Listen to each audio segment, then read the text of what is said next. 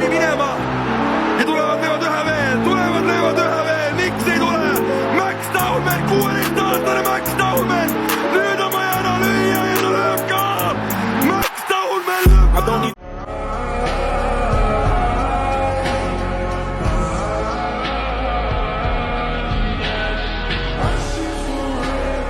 ድፍን ዓለም የአርሰናል ተጫዋቾች ተዳክመዋል ሲል ለካ ሚኬል አርቴታ ጓሮ መድፍ ውስጥ ከቶ መተኮስ ብቻ የሚያስፈልገውን የተቀባበለ የተብላላ ባሩድ አስቀምጦ ነበር።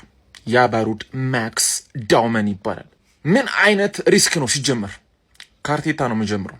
ሲጀመር ምን አይነት ገና ህፃን ልጅ እንደዚህ አይነት ፕሬሸር ውስጥ የዋንጫን ጥያቄ የሚመልስ ጨዋታ ላይ ትልቅ ካሪዝማው ከፍ ያለ ተጫዋች ዙቢሜንዲን አስወጥተህ ይሄንን ማስገባት ሪስክ።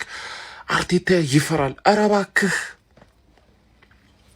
ማክስ ዳውመን እድሜው ትንሽ ነው፣ ልቡ ግን ትልቅ ነው። ይህንን ነው ዛሬ ማክስ ዳውመን ለዓለም ያሳየው። በዚህ ልጅ የተደሰታችሁ ሰዎች ፎሎ እያረጋችሁ ይህን ቪዲዮ ጀምሩ። ቢስሚላ አንተ ሰውዬ ስንት ዓመትህ ነው? ሪሜምበር ደ ኔም ማክስ ዳውመን። ቢስሚላ ትችላለህ። ወሳኝ ጨዋታ ላይ ማለት እስካሁን ያየን ኤፍ ኤ ካፕ ላይ ነው ኦር ያለቀ ሻምፒየንስ ሊግ ላይ ነው ወይ ደግሞ በፕሪሲዝን ላይ ነው አየንህ። ቢስሚላ አቅምህን አየነው፣ ታለንትህን አየነው። ትችላለህ፣ በቃ ትችላለህ። ፍሬሽ እግር ፍሬሽ አርሰናል ተስፋ ማለት አንተ ነህ። ይመችህ ና እግር ኳስ አፍቃሪ ከሆንክ ማለት ነው ይሄንን የ16 ዓመት ታዳጊ አለማድነቅ ንፉግነት ነው። የምሬን ነው የምላችሁ። ሁላችሁም ይሄን ቪዲዮ ኮፒ ሊንክ ሪፖስት ማድረጋችሁ እንዳትረሱ። ማክስ ዳውመን የዛሬው ጨዋታ ልዩነት ፈጣሪ እሱ ነበር ያለምንም ጥያቄ። ሚኬል አርቴታ ደፋር ከሆነና እንደዚህ አይነት ውሳኔዎችን መወሰን ከጀመረ በምን አይነት ሞመንት ውጤት ሊመጣ እንደሚችል መገመት ከባድ ነው። በኤቨርተን ጨዋታ ላይ የትኛውም አይነት አማራጭ ጎል ለማስቆጠር ፈቅዶለት አልነበረም። ነገር ግን አንድ የ16 ዓመት ታዳጊን ወደ ጨዋታው ቀይሮ በማስገባቱ ምን ያህል ውጤቱ እንደቀየረ ተመልክተናል። የእንግሊዙ ላሚን ያማል ብያለሁ እኔ በግሌ ማለት ነው። ገና እርሊ ነው ግን በቃ በ16 ዓመቱ በዛሬው ጨዋታ ላይ ያሳየን ልዩነት ፈጣሪነት ዛሬ ብቻ አይደለም፣ በእርግጥ እድል በተሰጠባቸው ጨዋታዎች ላይ ኳስ እግሩ ላይ እንዴት እንደሚያምር እንዴት እንደሚችል ማለት ነው። ስለ ማክስ ዳውመንና ስለ ዛሬ ጨዋታው ከመምጣቴ በፊት ግን ቴምር ሪል ስቴት 10ኛ ምስረታ በዓሉን በማስመልከት እንግዲህ ከእናንተ ወደ እናንተው እያለ ይገኛል። ስኬት የሚወሰነው በማህበረሰቡ ላይ በሚያሳርፈው አሻራ ነው ብሎ የሚያምነው ቴምር ሪል ስቴት 10ኛ ዓመት ምስረታ በዓሉን በማስመልከት የተለያዩ በጎ ስራዎችን እያደረገ ይገኛል። እናንተም እንግዲህ ከቴምር ሪል ስቴት በተለያዩ አይን የሚባሉ ቦታዎች ላይ የቤትና የንግድ ቦታዎችን ማግኘት ትችላላችሁ። ቴምር ይለያል። እንግዲህ በዚህ ጨዋታ ላይ ሚኬል አርቴታ ለ89 ደቂቃዎች ያህል ተቸግሮ ነበረ። በርከት ያሉ ቅያሮችን ማድረግ ችሎ ነበር። ኢንካፔ፣ ማርቲኔሊ እንዲሁም ደግሞ ዲዮኬሬሽ እና የ16 ዓመቱ ዳውመን ማለት ነው። ነገር ግን በዚህ ጨዋታ ላይ በዋነኝነት የዳውመን ሚና በጉልህነት መነሳት ያለበት ይመስለኛል። ቪክተር ዮኬሬሽ ያስቆጠረው ኳስ 4 ቅያሬዎቹ ናቸው እንግዲህ በዚህ ጨዋታ ላይ አስተዋጽኦ ማድረግ ችሎ የነበረው ማለት ነው። ያው ቲምበር ተቀይሮ በመውጣቱ ተቀይሮ ገብቶ የነበረው ሞስኬራ የጅሮሮን አሻማ፣ ከዛ በኋላ ዳውመን ወደ ቦክሱ ደፋር በሆነ መንገድ ክሮስ አደረገ። ጠራቱን የጠበቀ ክሮስ። ከዛ ኤቨርተኑ ግብ ጠባቂ ኳሱን ለመቆጣጠር ታይሚንጉ ስህተት ነበረው። ያንን ስህተትም እንግዲህ ፒሮ ኢንካፔ በእግሮቹ በመንካት በነፃነት ዮኬሬሽ ጎል እንዲያስቆጥር ምክንያት ሆነ ማለት ነው። ከዛ በኋላ ሁለተኛው ጎልም ሲቆጠር በካውንተር አታክ ማስቆጠር ችሎ የነበረው ተጫዋች ረጅም የሜዳ ክፍሎችን በማቆራረጥ ይህ የ16 ዓመት ተጫዋች ነበረ ማለት ነው። በዛሬው ጨዋታ ላይም ልዩነት ፈጣሪ ነበረ። የዴቪድ ሞይሱ ኤቨርተን ግን አርሰናልን ነጥብ ለማስጣል ከጫፍ ደርሶ ነበረ። በጣም ሶሊድ የሆነ መከላከል ነበር ሲያስመለክቱን የነበረው። እነ ኪን እንዲሁም ደግሞ ጋርነር እና ጉይ የመሳሰሉት ተጫዋቾች እኔ በግሌ በጨዋታው ላይ በጣም ነበር ሲያስገርሙኝ የነበረው። ከኳስ ውጪ የነበራቸው ታታሪነት እንጂ አንዳንዱ እንቅስቃሴ ላይ የሚወስዱት ውሳኔዎች በጣም ስኬታማ ነበሩ። ነገር በመጨረሻ ደቂቆች ላይ በዚህ 16 ዓመት ታዳጊ ምክንያት ዋጋ ለመክፈል ተገደዋል። እናንተ ስለዚህ 16 ዓመት ኮከብ ምን ትላላችሁ? ሐሳባችሁን ኮሜንት ሴክሽን ላይ አካፍሉኝ። የፕላስ ምልክቱ መጫንዳት ዴክላን ራይስ ይናገራል። ፕሪሚየር ሊግ ዴቢው ባረገ በሳምንቱ የትምህርት ቤት ዩኒፎርሙን አድርጎ ፌስ ታይም ደውሎልኝ ነበር እና ስሜቱ አስቡት። ፕሪሚየር ሊግ ተጫውታችሁ እዛው ደግሞ በዩኒፎርም ግቢ ውስጥ ምናምን ኢማጂን የተለየ ስሜት ነውና ዴክላን ራይስ እኔ አይደለም አርሰናል የሚያክል ትልቅ ክለብ ውስጥ ዌስትሃም ቤት 15 ዓመታቸው ምን 16 ሆኖ እንኳን ወደ ዋናው ቡድን ሲመጡ የሆነ በቃ ሽምቅቅ ነገር የማለት ምናምን ይሄ አለ አይደል የመፍራት የማፈር ነገር በቃ እንጂ ቦልድ በቃ ኢየሱስ መረጋጋት በቃ he was so comfortable እና እንደሱ ኮምፎርታብል ሰው አይቻል አቀብ ያለውና በጣም የሚለይ ልጅ ነውና በቃ ሲዝኑ ልፋቱን የዚህኑ ለአርሰናል 20 ምናምን የፕሪሚየር ሊግ ልፋት በእንደዚህ ሞመንት አርቴታ ግቡ ሲቆጠር የዶማን ያሳየው ምናምን ብቻ ይለያል። እኔም ለሁለት የአርሰናል ደጋፊዎች ቃል ገብቻለሁ ዋንጫ የሚያነሱ ከሆነ ለሸልማቸው በጣም አሉ ነምበር 1 ፋኖቼ ማለት ሁሌ ቪዲዮ ማይዘሉ አንድ ሴት አንድ ወንድ እነሱን የአርሰናል ደጋፊዎች ሸልማሉ። ይመቻችሁ፣ እንኳን ደስ አላችሁ። ግባና ጨዋታን አሸንፍልን ያልኩት አለ ወደ ሜዳ ሲያስገባው ዶማን። መደበኛው ሰዓት ተጠናቀቀ፣ 6 ደቂቃ ተጨመረ። ለአርቴታ ለኤምሬትስ አሁንም የምጥ ሰዓት ነው። እነዚህ የባከኑ ሰዓት ደቂቃዎች ደግሞ ሲያስጠሉ እንደዚህ ላለ ነጥብ መጣልን ልክ እንደመሸነፍ ለሚቆጥር ቡድን አቻ ውጤት እንደመሸነፍ በሚቆጠርበት በዚህ ሞመንት የባከኑ ሰዓቶች በአንድ ጎል ልዩነት እየመራ ሲራዘሙ አይፈልግም፣ ቁርጠት ነው የሚያመጡት። ግን ትላንት የአርሰናል ተጫዋቾች ግብ ጠባቂውን ጨምሮ ሰዓት ያባክናሉ ይባላል አይደለ?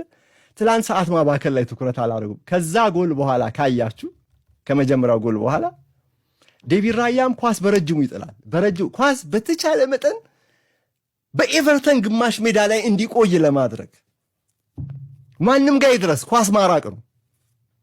ተከላካዮቹም ኳስ ማራቅ ነው። ይሄ ይሻላል።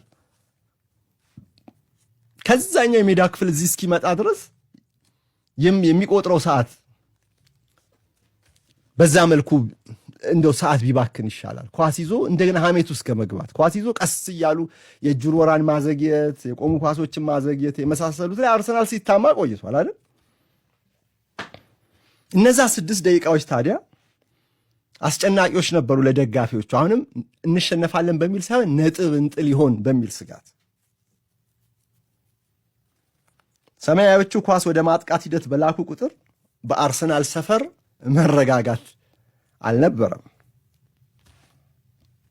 ደቂቃ 96 ኤቨርተን የማዕዘን የምታገኝ እስታስ አርሰናል ይቅርታ አድማጮች፣ አርሰናል በሳምንቱ አጋማሽ እኮ ከማዕዘን ምት እኮ ነው በሌቨርኩዘን ጎል የተቆጠረበት። የማዕዘን ምት ጀግኖች ነን ቢሉም ግን የማዕዘን ምት ማጥቃት ላይ ሊሆን ይችላል አፋቸው ሞልተው ጀግኖች ነን ማለት የሚችሉት እንጂ የማዕዘን ምት መከላከል ላይ ዘንድሮ ህጸጾች አሳይተዋል። ስለዚህ ያቺ የማዕዘን ምት የምታመጣው አትታወቅምና ለአርሰናል ደጋፊዎች ኤምሬትስ እንዲጨነቅ ነው ያደረገው። ግን በመጀመሪያው ጎል ምክንያት 1-0 ስለሆነ ጨዋታው እየተጠናቀቀ ነው። የመጨረሻው ደቂቃ ላይ ነው ያለው። ኤቨርተን ተሸንፏል። የሚያጣው ነገር የለም። ፊሽካው ሊነፋ ነው። ስለዚህ ግብ ጠባቂ ጆርዳን ፒክፈርድ ግብ ክልሉን ጥሎ ወጥቶ መሻማት ነበረበት ተጨማሪ ሰው ለመሆን። እድል ግን ከኤቨርተን ጋር አልነበረም። መቼም ውጤቱ 0-0 ቢሆን ፒክፈርድ ግብ ጠባቂው ሊሻማ አይወጣም። እንደው በጥሩ ጀሞ ወሳኝ ድል ጀሞ ወሳኝ ድል የዘንድሮን አርሰናል እንዲህ በቋጠሮ ነጥባት አስጥሎን በተአምር ምን አይነት ቅያሪ! አረ ኢዜ ዛሬ ይለይ ነበር። አረ ዶማል ከያማል ቀጥሎ እኮ መጠረቁ ዶማል ነው። ያማል በለ ዶማል ነው መጠሩ አለቀ እኮ። ዶማል ምን አይነት እንግሊዝ ፕሪሚየር ሊግ ውስጥ አዲሱ ሜሲ ተዋውቁት። ማክስ ዶማል ምን አይነት እቃዎች ነው። ዩኬሬሽ ገባ በቃ የትክክለኛ የአጥቂ ባህሪውን ለምን አርሰናል እንዳስፈረመው ዛሬ አሳይቷል። በተሸገረበት ጊዜ በቃ ይለያል። በጣም ነው የሚለየው። አሁን ወደ 8 በ8 አድርገነዋል ጀመው በ8 ይሄ ዓመት እኛ ነው ጀመው። ይሄ ዓመት የአርሰናል ነው። አንድ ላይ ነው የምናነሳው ጀመው። ኮንግራ ሁላችሁም የአርሴ ፋሚሊ ኮንግራ። የሚገባንን ድል ዛሬ አግኝተናል። ኮንግራ። አሁን ቋጠሮ ለዌስታ እንዲያለን ጀመው እንቀጣ። የትናንትናው ምሽት የአርሰናል ታሪክ መሰራት የጀመረው ትላንት አይደለም።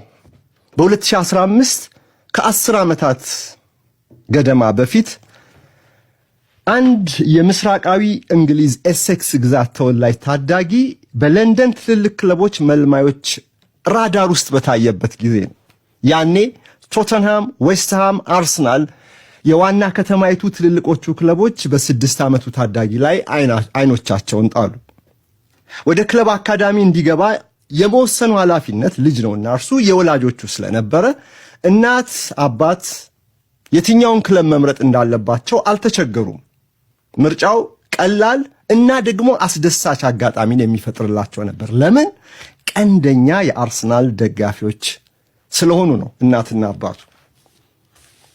ይሄ ለምርጫ የሚቀርብም አልነበረም። ልጃቸው የመድፈኞቹን ማሊያ የሚለብስበትን እድል ማግኘት ለአርሰናል ነጋ ጠባ ስሜታቸውን ኢንቨስት ለሚያደርጉት ለነዚህ ወላጆች የህይወት ዘመን አንድ ትልቅ እድል ነበር። ማክስ ዶማን የተባለው ልጃቸው በመጨረሻ ለመድፈኞቹ አካዳሚ ተመዘገበላቸው። ሚኬል አርቴታ ጊዜውን ወደፊት ጎትቶ ብላቴናውን በአንድ ጊዜ ለፕሮፌሽናል ዕድሜ ቢያደርሰው ያኔ ደስ ባለው ነበር። በተለይ ዕድሜው 14 በደረሰበት ጊዜ ስፔናዊ አሰልጣኝ እንግሊዝ ታላቅ ተስፋ እንዳገኘች ያወቀው ዶማን የ14 ዓመት ልጅ ሳለ ነበር። ከአካዳሚ ምልመላ 10 ዓመታት በኋላ ማለት ነው። የሄሊንድ ማህፀን አጎለበተው፣ አይኑን እያየ አሳደገው። ልጁም በአካዳሚው ሪከርዶችን ሰባበረ።